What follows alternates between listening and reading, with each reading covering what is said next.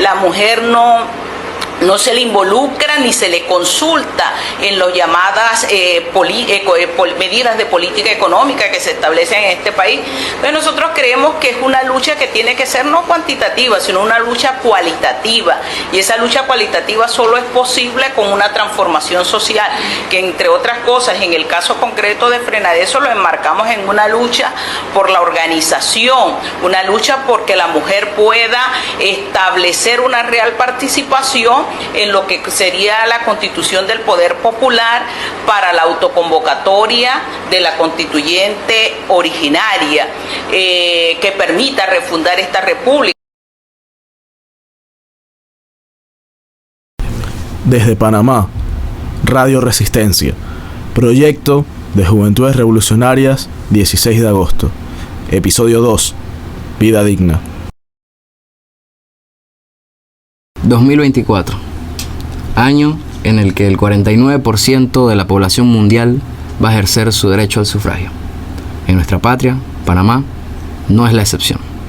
Nos enfrentamos a una contienda electoral en la que participarán los mismos partidos tradicionales de siempre y una sola alternativa distinta. El día de hoy tenemos al compañero Richard Morales, quien está corriendo para vicepresidente por la propuesta de la vida digna, y nos va a hablar un poco más sobre esta idea. ¿Qué tal, Richard? ¿Cómo estás?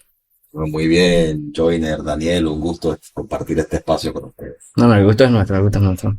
Y entonces, bueno, yo creo que lo primero y lo principal, como jóvenes, que muchos de nosotros va a ser la primera vez que vamos a votar. Hay muchos conceptos que, naturalmente por cómo es nuestra formación en las escuelas, incluso en nuestras casas, muchos conceptos de la política que no entendemos. Lo cual a veces se traduce en que muchos jóvenes vean la contienda electoral como si fuese una cuestión de elegir un sabor de helado o un equipo predilecto de fútbol. Entonces yo creo que sería muy bueno aterrizar algunos conceptos, algunas cuestiones, particularmente en este caso, sobre el plan para la vida digna. ¿Qué es la vida digna, Richard? ¿Y por qué la vida digna? La vida digna serían las condiciones materiales que requiere una persona en esta sociedad, en este momento en la historia, para poder desarrollarse plenamente, para poder realizarse de manera libre. Son condiciones sin las cuales uno termina viviendo en el desamparo, en el hambre, en la miseria. Y cuando digo condiciones materiales me refiero, por ejemplo, a tener acceso a una vivienda, el derecho a una vivienda, el derecho a una alimentación sana, a la comida que uno necesita para funcionar.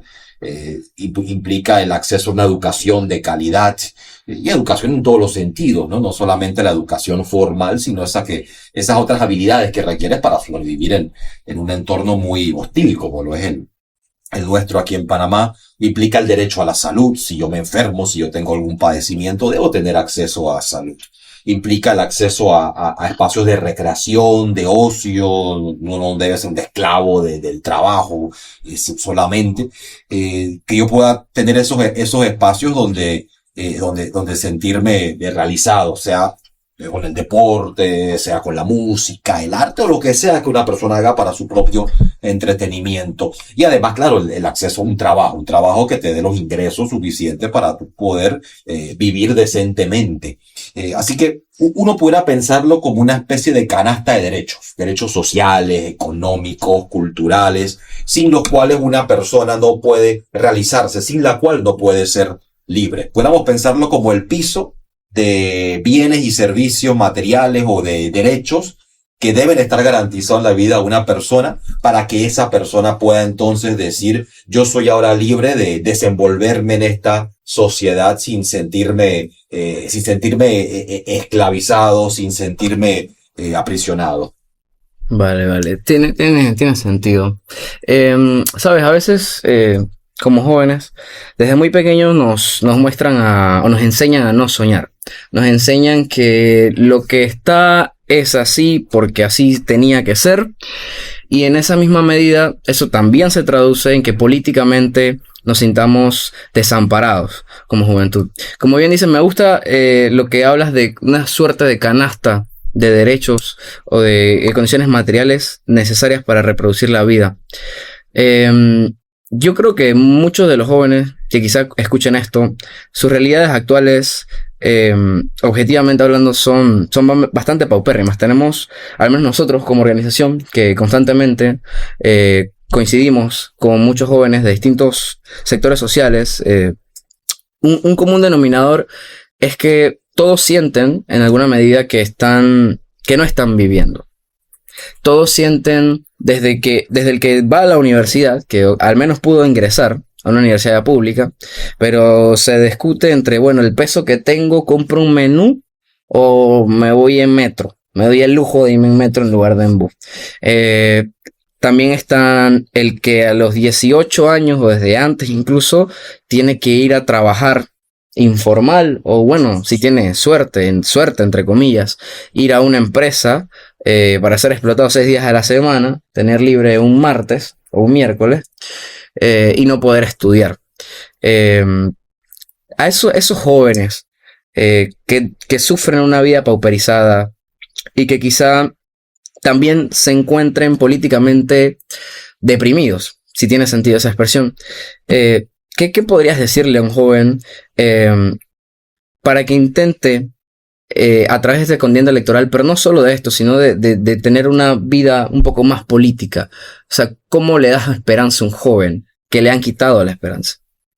Sí, ahí vendría la diferencia entre meramente estar sobreviviendo en alguna medida a poder vivir con algún sentido de propósito en la vida, con algún sentido de perspectiva, de sentido de futuro, de que yo sé que mañana puede ser mejor que hoy, que no es el caso de gran parte de la población, de gran parte de los jóvenes que, como bien indica, se pueden sentir perdidos respecto a qué tipo de futuro les espera.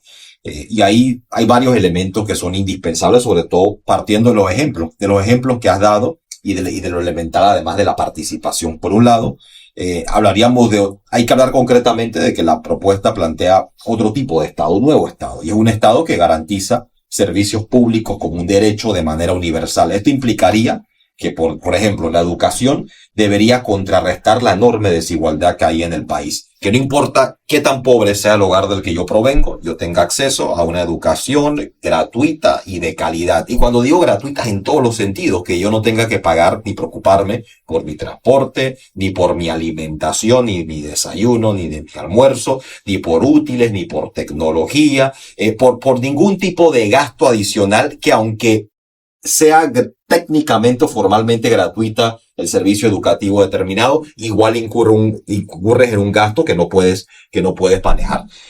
Eso debe asegurar que haya ese acceso verdaderamente universal a la escuela y que no haya tanta alta tasa de exclusión, porque más que deserción tocaría hablar de exclusión de todos esos jóvenes que tienen que abandonar la escuela, sobre todo a partir de la premedia del 4º año en adelante, porque ya tienen que ir a trabajar de alguna medida. Y esa gratuidad debe extenderse desde preescolar hasta los estudios universitarios. Tampoco debería haber un costo para los estudios universitarios. Debe garantizarse como un derecho. Porque de lo contrario estás hablando de una sociedad de privilegios. Solo el que tiene ingresos o sus padres tienen ciertos ingresos va a poder continuar sus estudios de igual manera. Ahora, lograr eso es un desafío, evidentemente, por las realidades que hay en nuestros barrios, las realidades que hay en el campo del país, pero hay que lograr eso. Y si hablamos del transporte, de igual forma, no deberías tener que escoger entre comer o transportarte al trabajo o a la escuela. ¿Cómo logramos un sistema universal de transporte de calidad?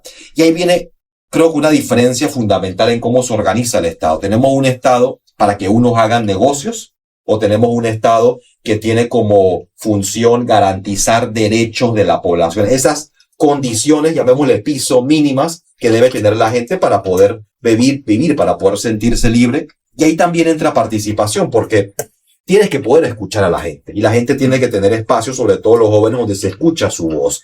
Aquí ha habido un intento deliberado de despolitizar las escuelas en el país, de no permitir asociaciones políticas en las escuelas.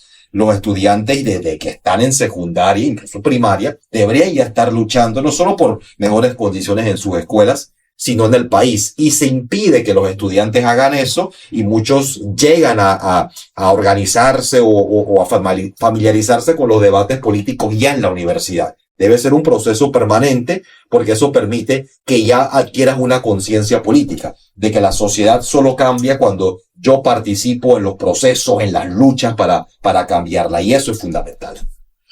Sí, totalmente de acuerdo. Yo estoy súper de acuerdo.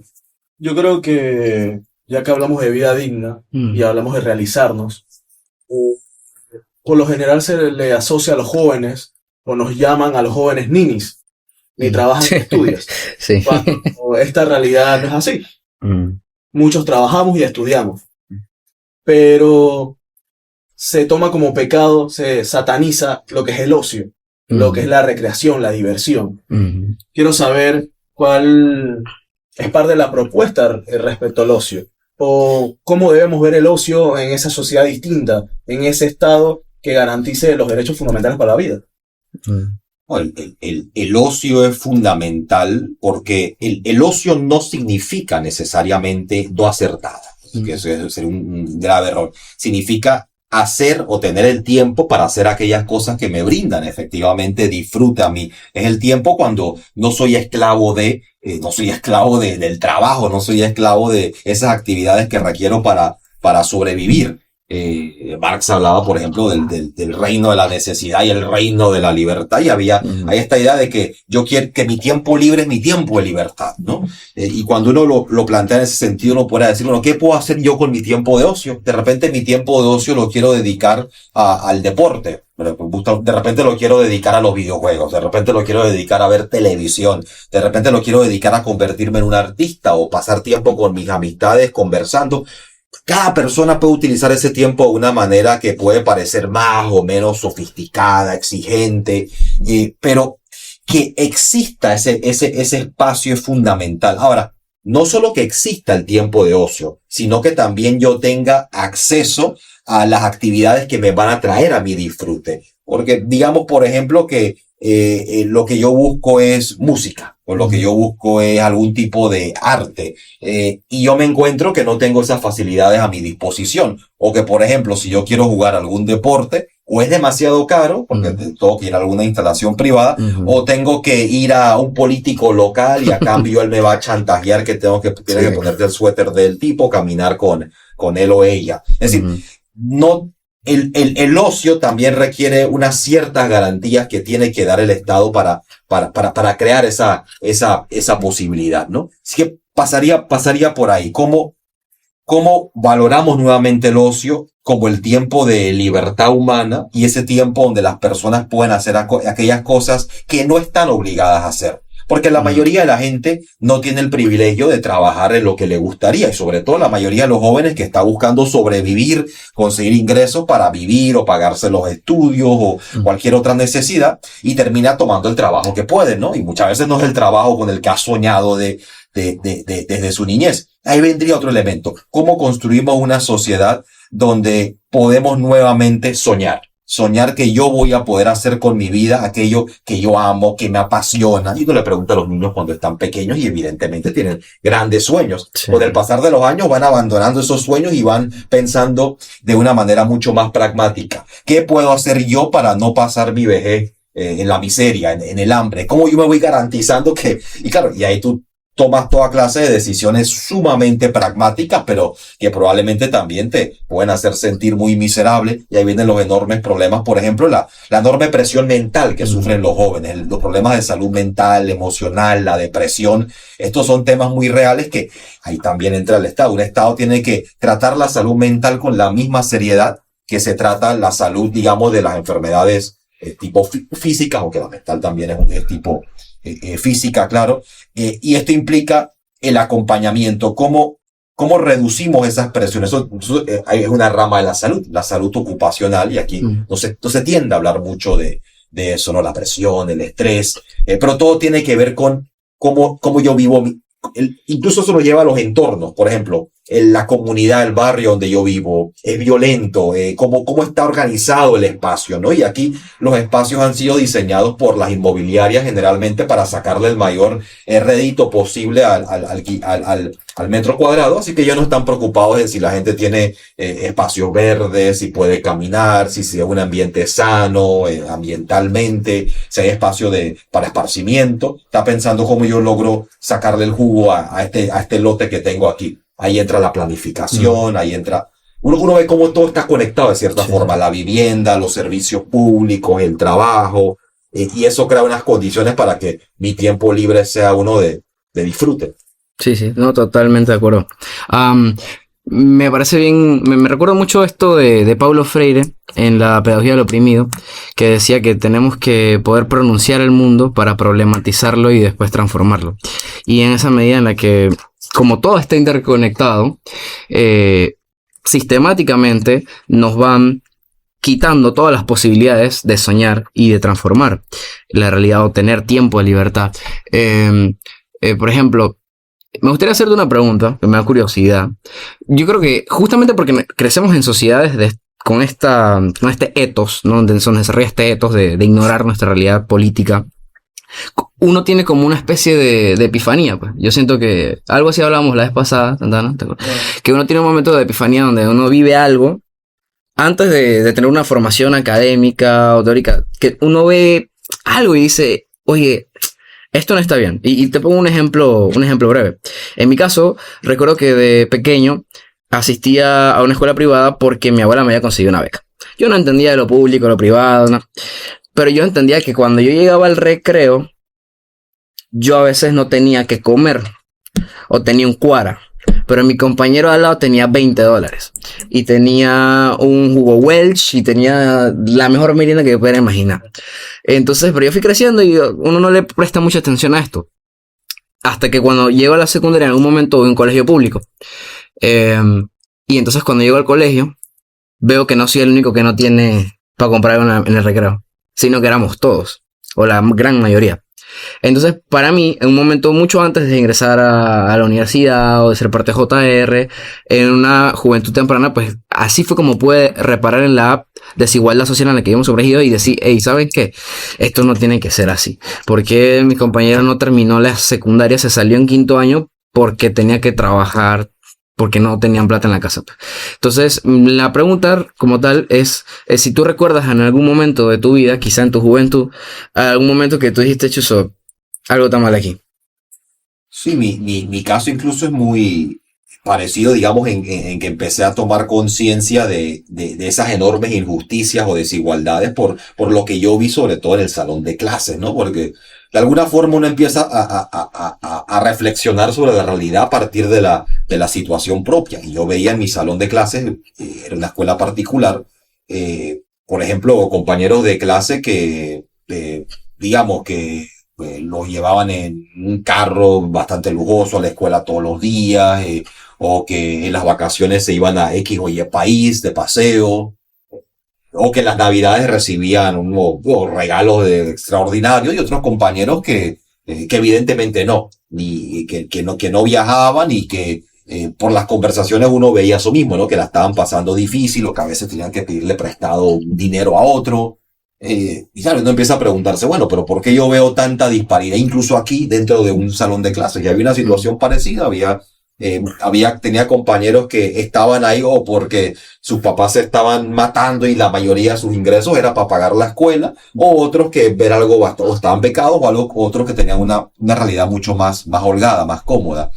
Y creo que uno empieza a ver la forma como se expresan las contradicciones en nuestra sociedad en los distintos espacios, y de ahí tú lo llevas a otras situaciones, ¿no? Tú empiezas a ver alrededor de la ciudad y tú dices, bueno, hay estos contrastes enormes, y tú empiezas a hacerte preguntas. Yo creo que cuando uno empieza a hacerse preguntas sobre la realidad, es que eso te lleva a poder adquirir un sentido de conciencia, y a mí me ha sido difícil, digamos, llegar a términos de por qué yo estoy a donde estoy hoy en día, porque yo asumo estas posiciones, ¿no? Porque no es como, digamos, con los personajes de las historietas o las tiras cómicas, que a veces hay como o las películas, ¿no? Que hay esta narrativa muy sencilla en la vida de uno, como que si tu vida linealmente atraviesa la estructura de la novela, ¿no? Como que tiene un conflicto en el centro que se resuelve y tú encuentras sentido y propósito, ¿no?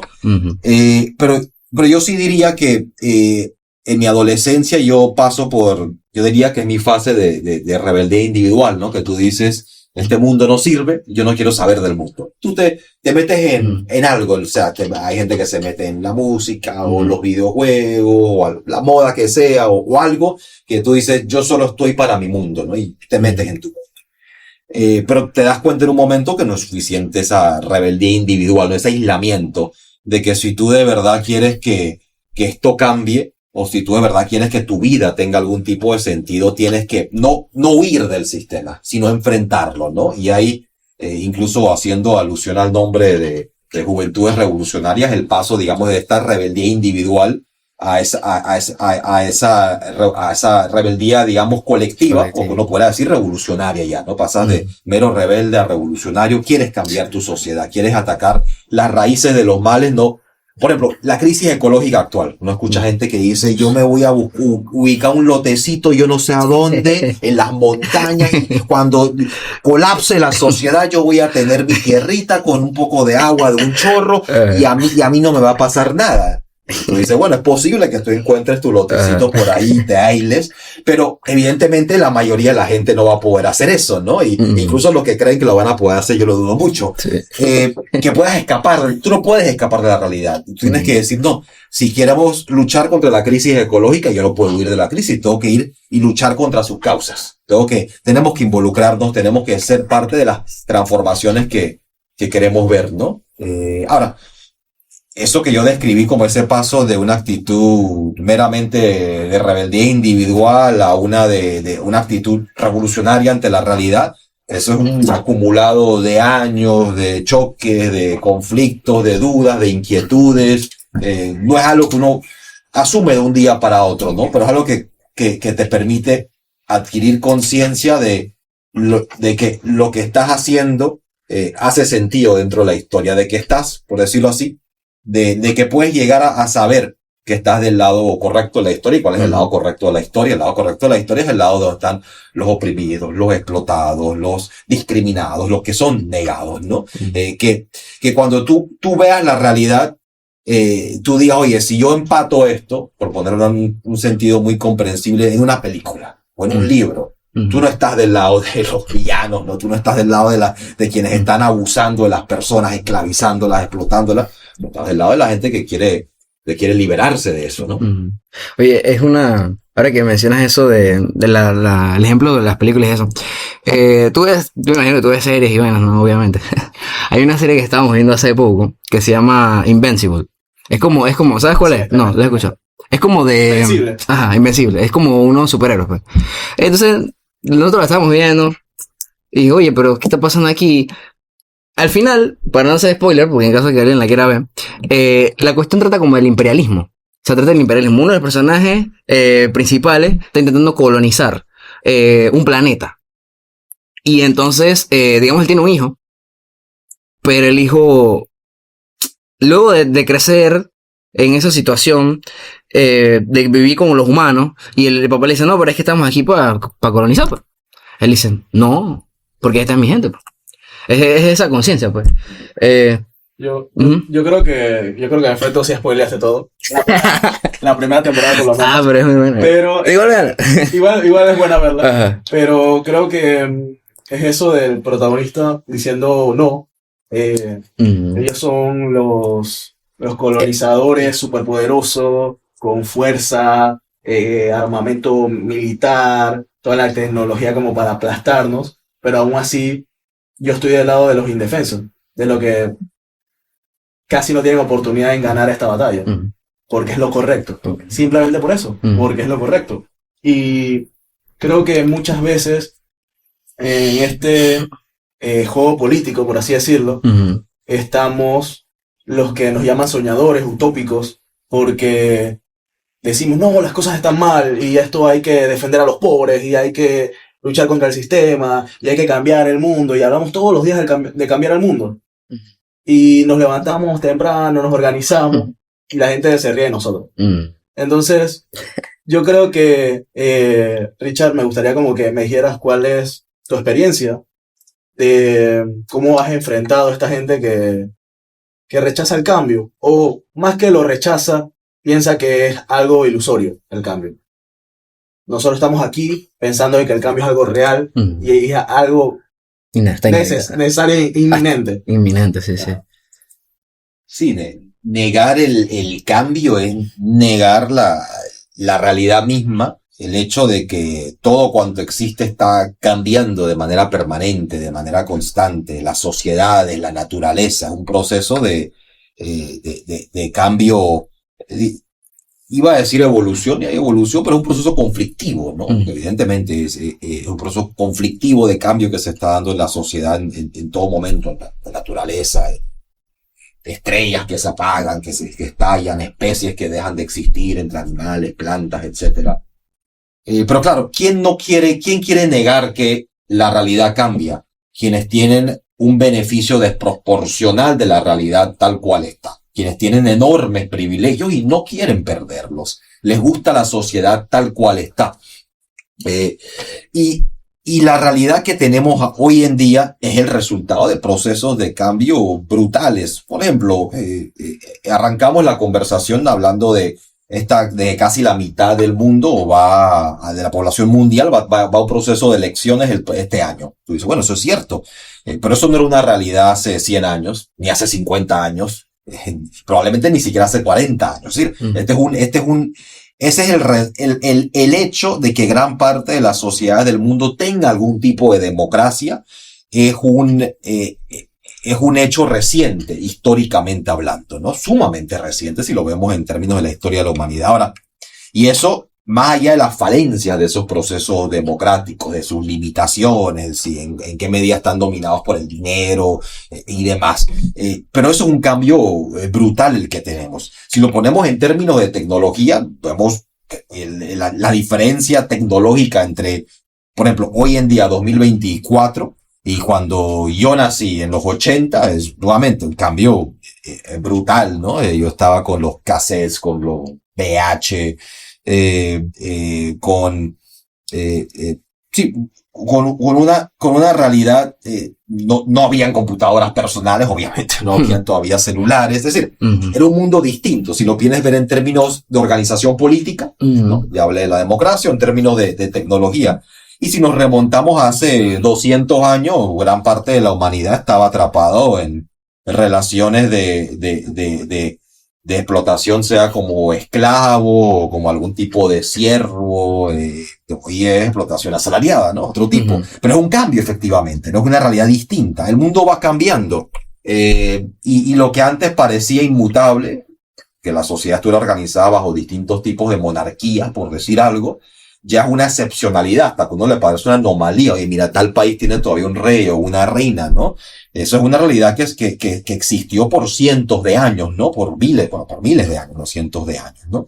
Así que las sociedades van cambiando. Lo que sería extraño, lo que sería anómalo, sea que no cambie la realidad. Que este mundo tal cual lo tengamos hoy sea lo que estamos, diría una palabra fuerte, condenados por siempre. Y alguien pudiera haber pensado después de 1903, oye, ¿cómo Panamá se va a librar del yugo de Estados Unidos? Es la potencia más grande del mundo, ¿no? Y nos libramos parcialmente, usando el parcialmente ahí, nos libramos en gran parte de la ocupación colonial estadounidense en nuestro territorio. Panamá logró librarse de esa ocupación. Ellos siguen aquí, aunque de otra forma, evidentemente, pero logramos liberarnos de ellos, ¿no? Así que uno ve, las cosas sí pueden cambiar, pero cambian cuando hay una disposición, cuando la gente lucha para cambiarlas, ¿no? Puede ser más cómodo solamente querer ver que tu momento en la historia es como la historia va a ser hasta el fin de los tiempos. Y hay un pensador estadounidense, ¿no? Él acuñó la frase del fin de la historia. No la acuñó, eso se ha usado muchas veces en la historia, pero Francis Fukuyama. Fukuyama hablaba del fin de la historia después de la disolución de la Unión Soviética. Digo, esta sociedad es tal cual la tenemos, es lo más elevado que puede lograr la humanidad. Oye, si uno mira a su alrededor y uno diría eso, qué espanto, ¿no? Porque sería que la realidad, que estamos condenados a gente pasando hambre, que estemos condenados a las guerras, que estemos trabajados a empleos sin sentido, sin futuro. Es decir, que este mundo sea lo mejor que podemos lograr como humanidad sería una crueldad. Sería una crueldad condenarnos a nosotros mismos a esto. Y también denota una falta de fe en la propia capacidad humana, que los seres humanos no tienen la capacidad de organizar mejores sociedades, de remontarse y levantarse por encima de injusticias históricas para hacer algo mejor, ¿no? Así que el que te dice estamos condenados a esto, por un lado es posible, y es muy posible, porque este es un mundo que es muy posible que haga sentido que haya perdido la esperanza, porque este es un mundo que te golpea tanto que te hace perder la esperanza, ¿no? Que tú estás buscando solo sobrevivir y decir, no, soñar un mundo mejor, que no quiero, ¿cómo yo puedo pensar una mejor sociedad si yo estoy preocupado por mi propia supervivencia? Ahí está el reto, ¿no? Cómo tú organizas cómo lograr que jóvenes, que una sociedad que está atrapada en la supervivencia del día a día, se atreva a decir y a pensar que el mundo puede ser mejor, que puede ser distinto a este, pero en distintos momentos de la historia eso se ha hecho. Es un acumulado y es lento. La Revolución Francesa no se dio de un día para otro, ¿no? Eso fue un acumulado de luchas, de escritos, de trabajo intelectual y político de todo tipo, al igual que las demás revoluciones que se han dado, ¿no? Uno ve el estallido, uno ve el momento, digamos, el momento revolucionario, donde pareciera que todo cambió de un momento a otro, pero es un acumulado. Y ahí es donde ese trabajo de hormigas, por llamarlo así, de las organizaciones, de los militantes, hace un mundo de diferencia cuando ellos menos se lo esperan. Sí, sí. De hecho, mira, muchos de estos conceptos, de estos hechos objetivos, al menos en mi caso, los entendí, curiosamente, estudiando filosofía. La relación del pensamiento y su materialización. Y por ejemplo, ahora que recién mencionas la Revolución Francesa, cuando leí el discurso del método de Descartes, una de las conclusiones que llegué fue, Chuso, cuando Descartes publica en 1637 el discurso del método, le corta la cabeza a Luis XVI más de un siglo antes, porque es la cuestión del pensamiento, y él lo que dice es que hay que dudar de todo al menos una vez en la vida. Entonces, retomando un poco más lo que hablamos hacia atrás, es eso, poder cuestionar nuestra vida actual, y en la medida en la que podamos cuestionar, llegar a conclusiones que sean materializables. También me gusta mucho esto que decía Heráclito, de nadie se mete en el mismo río dos veces, que parece tonto y parece simple, pero es bastante profundo. Es decir, inevitable, el cambio es inevitable. Una cuestión bien constante. Y de hecho, también vi leyendo a Engels que hace muchas referencias a Heráclito, a ese pensamiento de Heráclito, para su comprensión de la historia, su filosofía de la historia.